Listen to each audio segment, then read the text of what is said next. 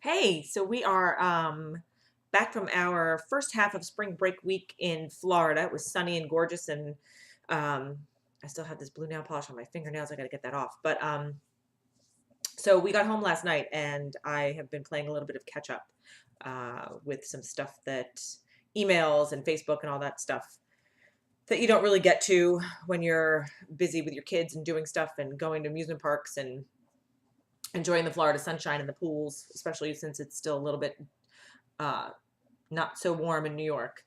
So we came back last night and I was catching up and I saw this video that has gone viral and it's all over Facebook last night. So I'm going to assume that most of you have seen it.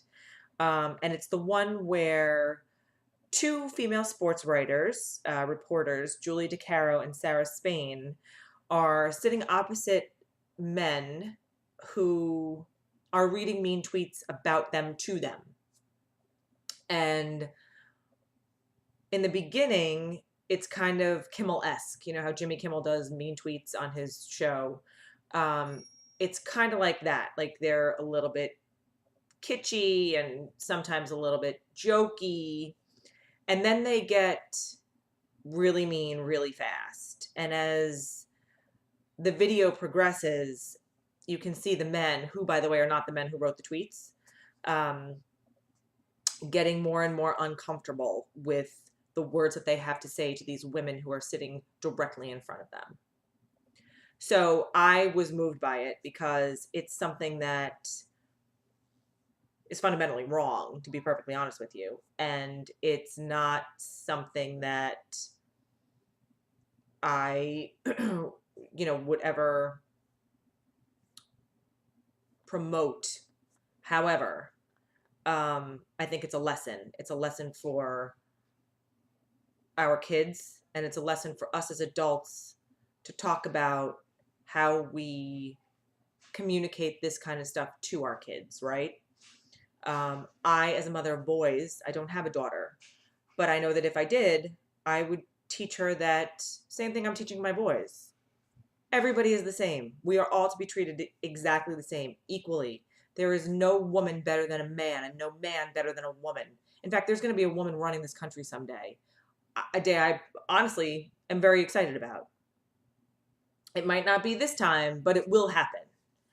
And I don't make excuses for women. I don't make excuses for men. I don't do it as I'm communicating with my kids or teaching them to be nice to other people. You're nice to everybody. You treat everybody exactly how you want to be treated, and you treat them with respect and kindness. And I'm wondering how these men, who also, by the way, are hiding behind aliases. So they couldn't find these men because, you know, they couldn't man up and come forward and say, hey, I was the one who wrote that, because, that would just be what? Not coward-like. So now they're cowards. I don't know. I mean, it just upsets me that there are people in this world who think that, you know, they think women can't do specific jobs because it's not womanly, and that's ridiculous. Uh, so it goes back to when they were kids and how they were taught and how they were brought up and whether or not they wanted to make a conscious change, because you can do that. We've all done that. We've all made conscious changes from maybe a way that we were brought up with, or a way that somebody in our family believes, and it's not a way that we believe, right? We all have that. I know we do. Um, so it goes back to starting the conversation early with your children and making sure they know the importance of other people's feelings and their own feelings, and being able to communicate through all of it with anybody. And so a few days ago, I introduced to you a program that I put together called Stop Yelling and Start Talking. And it's something that is very pertinent to this conversation because it's near and dear to my heart. I'm raising two kids.